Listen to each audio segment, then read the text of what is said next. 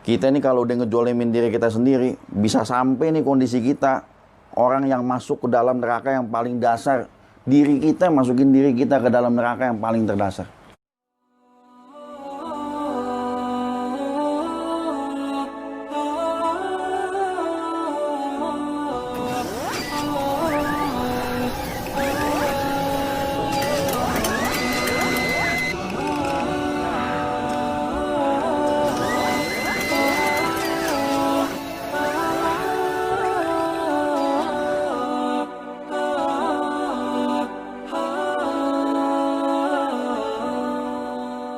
Jangan lupa subscribe, like, komen, dan share.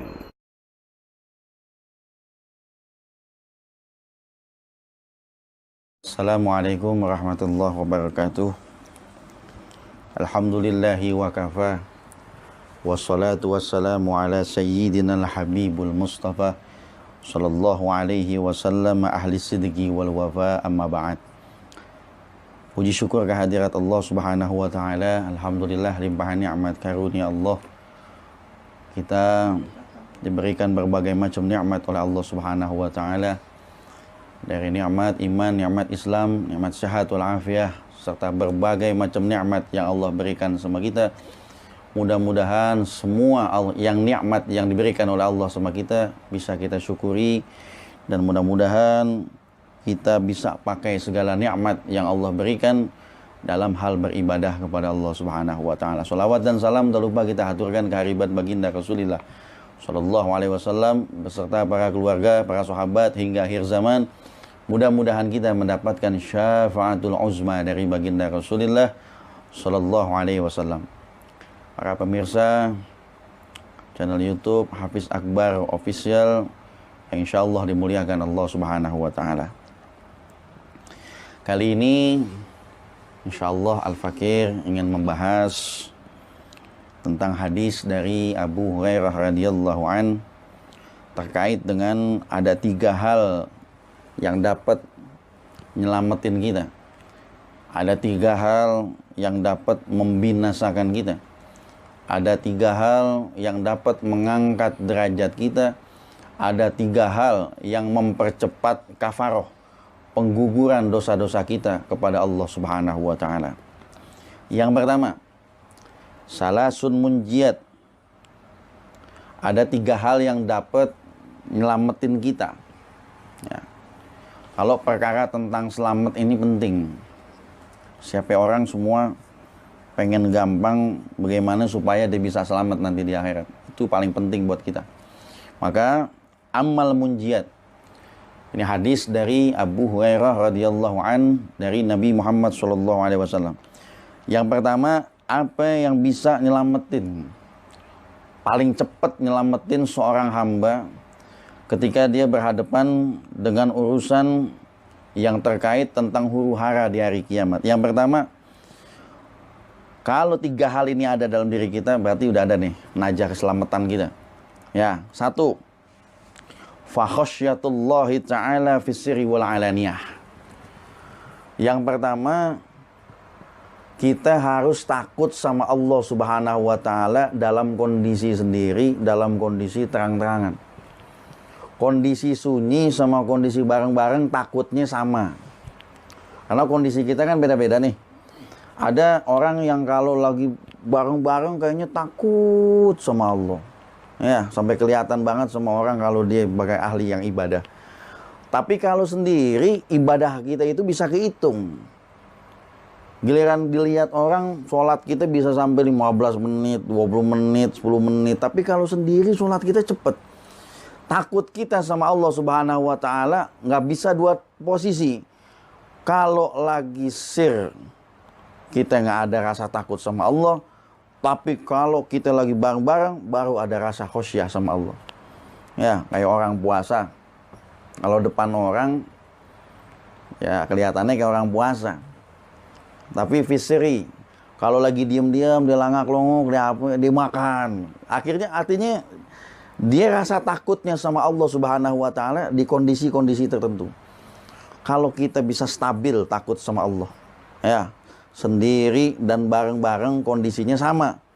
Seperti para aulia Allah yang senantiasa kalau dia itu selalu diawasi sama Allah, selalu diawasi sama makhluk Allah yang namanya malaikat. Kalau kondisi kita sama, fisiri wal alaniyah, ibadah kita sendiri dan ibadah kita bareng-bareng, takutnya sama Allah sama, itu satu hal yang bakal bisa nyelamatin kita nanti di akhirat. Kalau belum punya, kita harus latih tuh. Biasain ibadah kondisi sendiri sama kondisi bareng-bareng biar sama hati kita. Khosyah namanya. Jangan takut di kondisi tertentu. Yang kedua, yang bisa nyelamatin kita adalah wal qasdu fil fakri wal gina. Ya, kondisi di mana seseorang bisa memerankan kefakirannya, bisa memerankan kekayaannya. Ya, kalau nih zaman memang nih zaman udah tuh balik-balik. Ya, nih hari orang fakir kelakuannya udah kayak orang kaya nih hari ini. Ya kan? Yang orang kaya kelakuannya udah kayak orang fakir. Ini zaman kita. Orang fakir kelakuannya ke orang kaya, udah fakir nongkrongnya di mall tiap hari. Orang kaya kelakuannya, padahal ngeliat-liat doang. Artinya apa? Nih si fakir kagak mau dibilang fakir dia. Ya kan? Kagak mau dibilang dia kagak punya apa-apa, nggak mau. Kenapa? Al-qasdu fil fakri wal gina. Kondisi di mana seorang fakir tapi nggak bisa memerankan dengan kefakirannya. Justru sebaliknya. Orang fakir itu kan yang dahsyat doanya, ya kan? Doanya orang fakir ini dahsyat. Bahkan doanya orang fakir ini lebih tembus cepatnya di hadapan Allah Subhanahu wa taala, tapi syaratnya fakirnya kudu sabar. Orang kalau fakir tapi dia gerutu, doanya tumpul dia sama di hadapan Allah. Kalau mau dia fakir, dia sabar dengan kefakirannya, itu orang fakir yang doanya cepat naik di hadapan Allah. Yang kedua, meranin orang kaya. Orang kaya peranannya ke orang miskin. Yang setiap dimintain tolong ini kagak bisa, dimintain sumbangan kagak, aduh aneh kagak ada duit, aneh nggak punya, aneh udah kagak ada apa-apaan. Ini orang kaya yang kelakuannya ke orang fakir. Ini zaman terbalik-balik nih.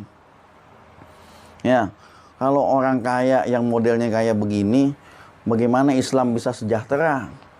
Ya kan? Di mana-mana Islam bisa jaya. Satu, Allah hadirkan yang namanya Abdurrahman bin Auf. Ya kan? Allah hadirin yang namanya Utsman bin Affan. Allah hadirin yang namanya Abu Bakar Siddiq. Ini orang-orang yang berjuangnya pakai harta. Dan memang di sekeliling Nabi ini ada berbagai macam sahabat yang memang hartanya memang lebih. Artinya Islam bisa kuat dengan adanya mereka. Islam bisa kuat dengan adanya orang-orang yang fakir.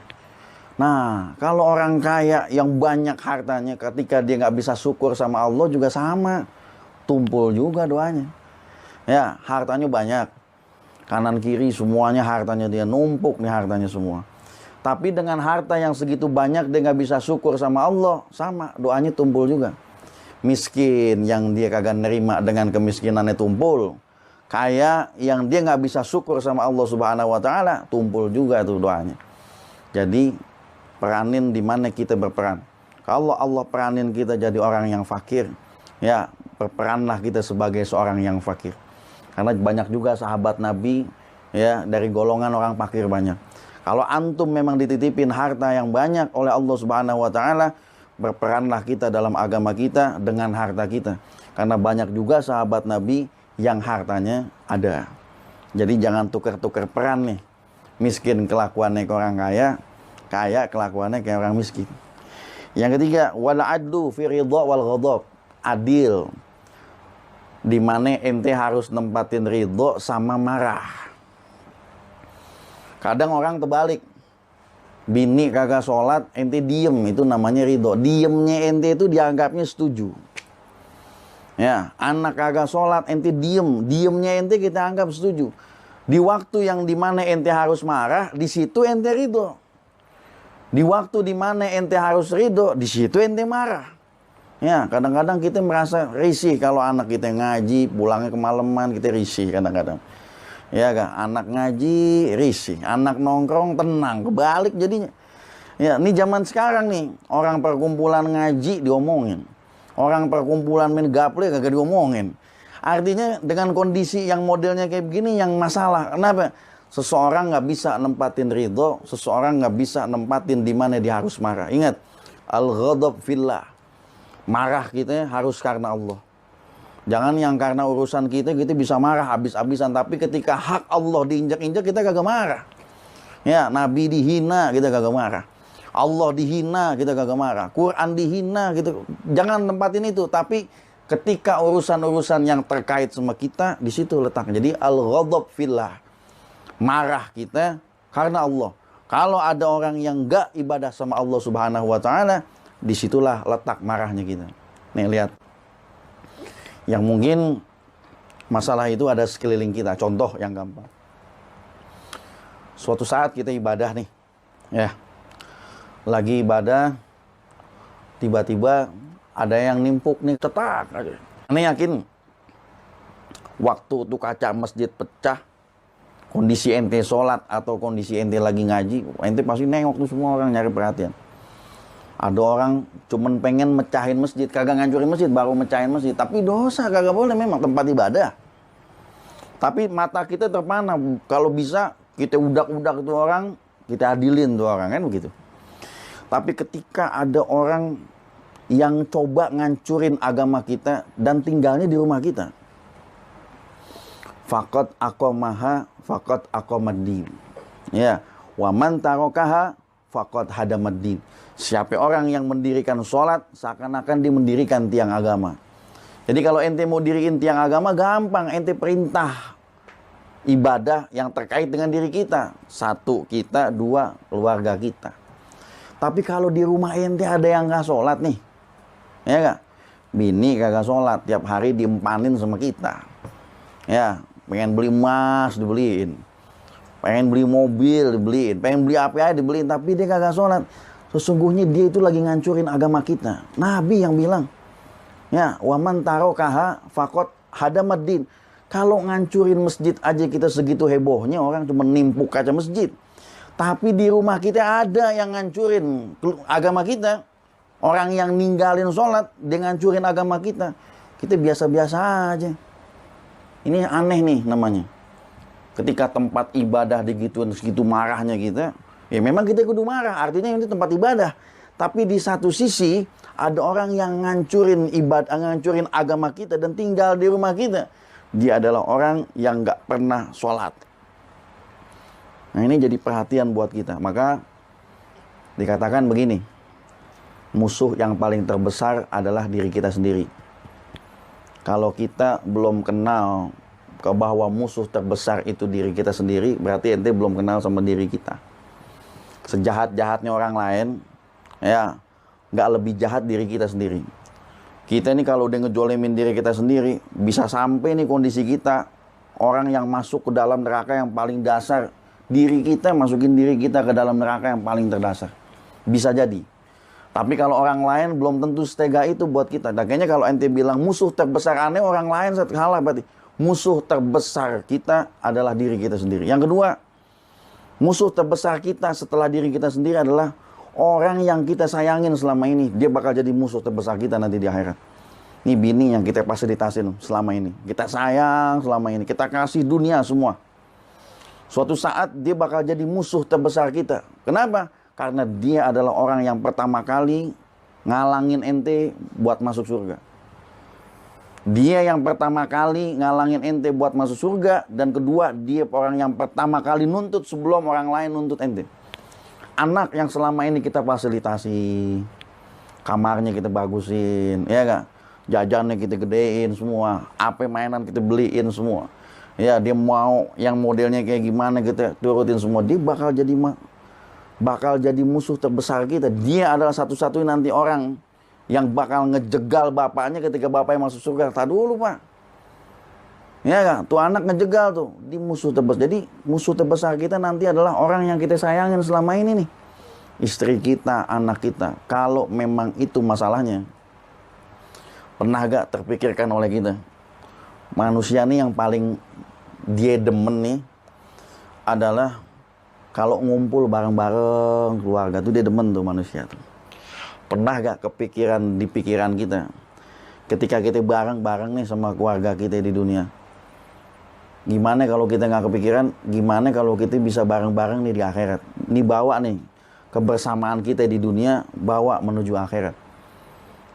Kalau itu yang kita bayangin, berarti kita kerja keras. Gimana caranya supaya keluarga kita bisa ibadah sama Allah Subhanahu wa Ta'ala.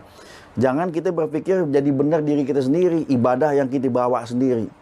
Aku mau benar sendiri, aneh pengen benar sendiri, aneh pengen sholat sendiri, tapi istri kita nggak sholat, anak kita kagak ibadah. Bikin nih peluang buat kita. Jangan cuman kita bisa ngumpul di dunia bareng-bareng sama kakek kita, nenek kita, orang tua kita, adik kita, istri kita, dan lain sebagainya.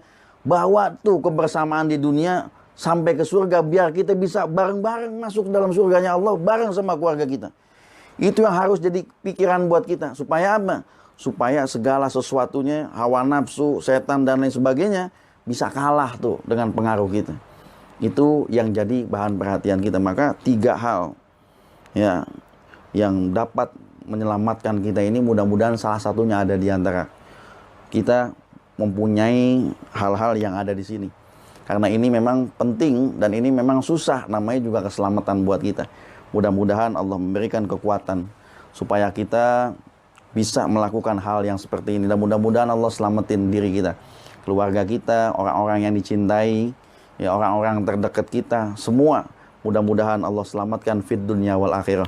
Ini saja yang dapat sampaikan. Hadanallahu wa iyyakum ajma'in. Wassalamualaikum warahmatullahi wabarakatuh.